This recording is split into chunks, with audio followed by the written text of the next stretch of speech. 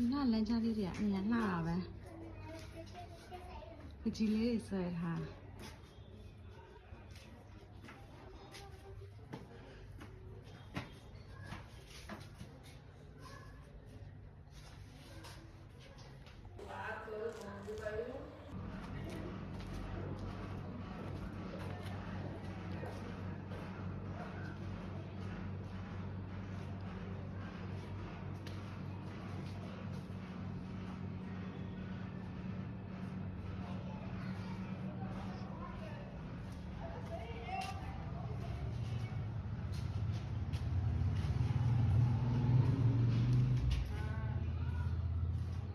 ဒီမြို့မှာလည်းအဆောက်အဦတွေက